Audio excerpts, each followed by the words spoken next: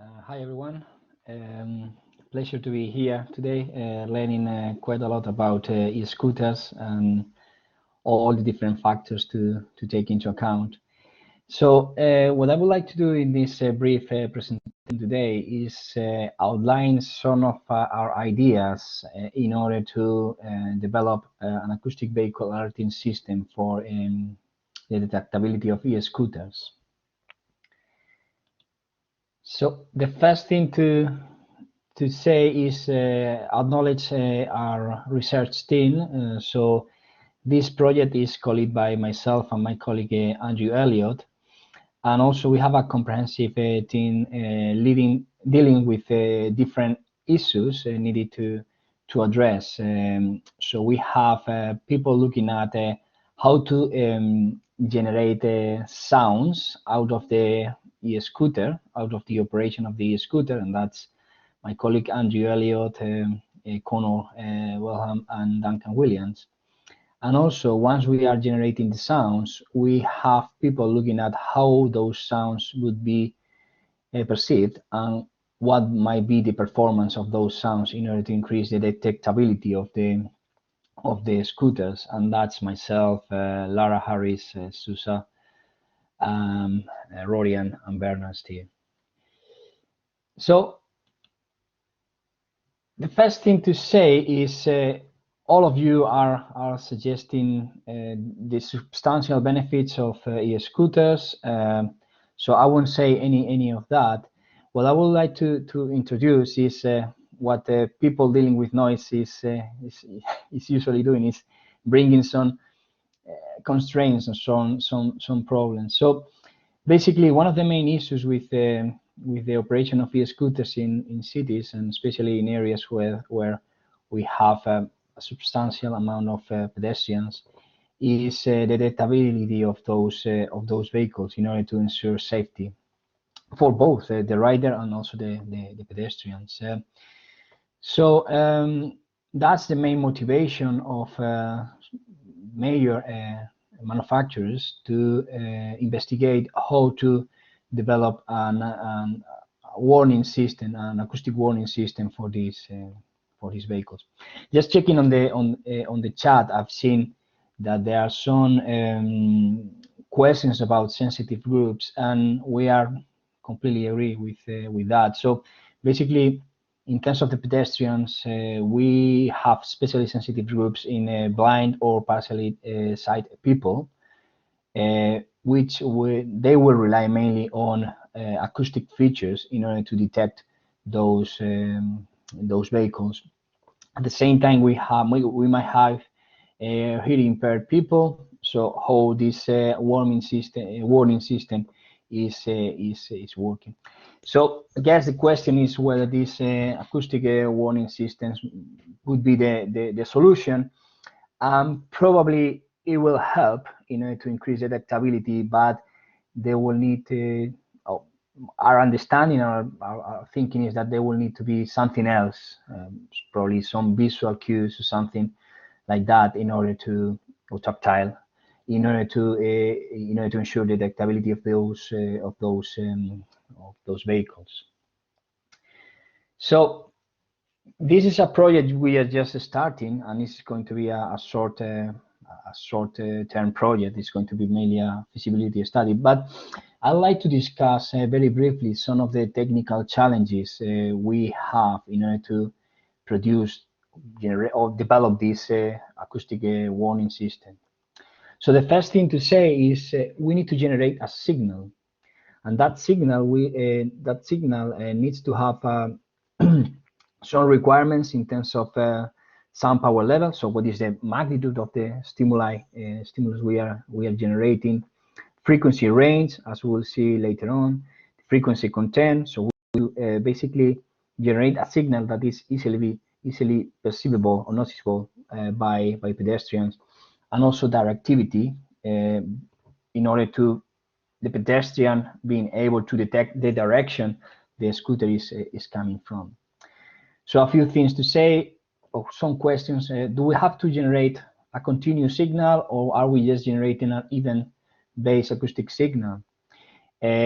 Of course, one of the requirements is we need to generate a signal as a function of speed. So the higher the speed, the higher the pitch, for example, of the signal, or the higher the sound power level of the signal. These are things we need to investigate. Of course, there are some important constraints. So this is not a car. So this is a quite small vehicle. So you have challenges in order to integrate the system for generating the audio signals, how to integrate the system with the hardware and software of the scooter, which is challenging itself. Although we have some interesting ideas on how to address that technical challenge. The other challenge we have is a regulatory challenge.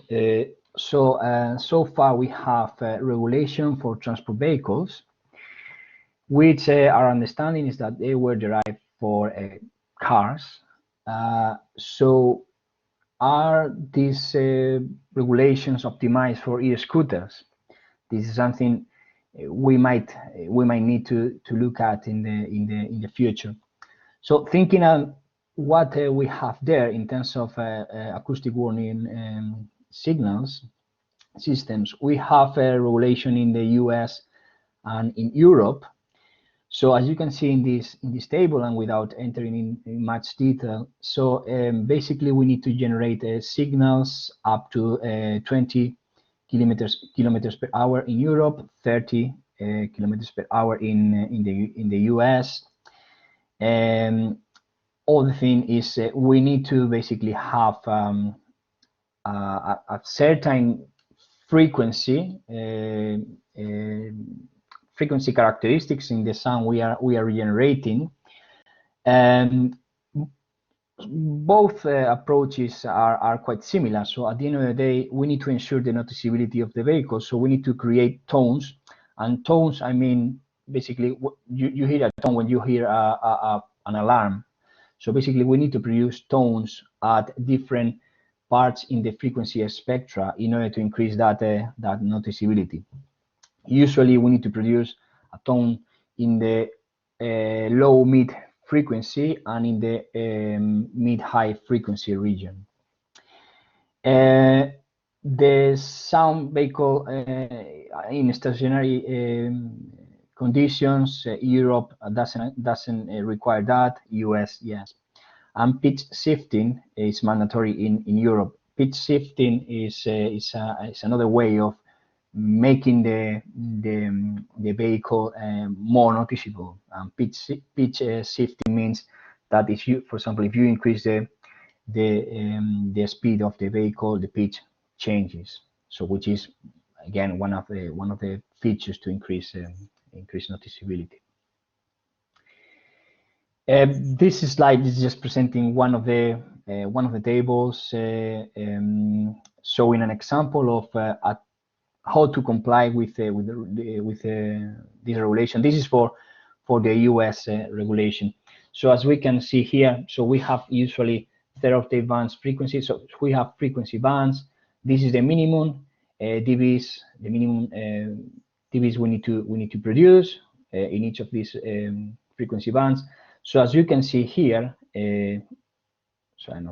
what you can see here is we have this band here at 500 Hertz producing a tone with a dB above the requirements, and we also have another one in this region here at 1.2 kilohertz producing a tone with a dB higher than the requirement. So basically this is an example of how to comply with the existing regulation. Other challenges. So we need to produce a sound that makes the vehicle noticeable, but at the same time, we cannot produce a sound that is severely annoying for people in the area. So we have this balance between ensuring the noticeability of the vehicle and not increasing the annoyance or because of noise in the area, and that's quite a challenging issue because I mean we might need to do some important trade-offs between those. So in terms of doing the vehicle noticeable, so we have a few ideas, and we can recur to some tricks in terms of the psychoacoustics of the sound and psychoacoustic characteristics of the sound we are generating. So we can basically do a frequency shifting. We can apply some roughness. Roughness is when you basically have kind of a beating between sounds, pulses. You can have amplitude modulation, so ups and downs in the sound. You could have tonality patterns, so basically changing or creating a sequence of tones, which makes you more aware of the vehicle. But again, important questions we need to answer is how to increase the noticeability without compromising the community annoyance. And also another thing is whether we need a standardized method for this, because let's imagine we have different manufacturers of e-scooters, each of those generating different sounds, and at the same time we have electric cars, each of those generating different sounds. So in one sense, you want to have different sounds to identify what vehicle we are talking about. So we want to identify cars, and we want to identify what is a scooter. But at the same time, when you have different signals, you could have a complete mess in the environment, which could be quite annoying. This is something we call disharmonic modulation. So you have tones coming from different vehicles, and that could be quite annoying. So this is something the community needs to look at and probably define some standardized methods and requirements. And that was all my slides. It was very brief. So this is our research, maybe a feasibility study funded by the University of Salford Hive Discretionary Fund, and also by an e-scooter manufacturer. And we are doing the research at the moment, and we will be reporting results by the end of after July 2021. And if you have any questions, I'll be happy to answer those. I guess that's going to be later on.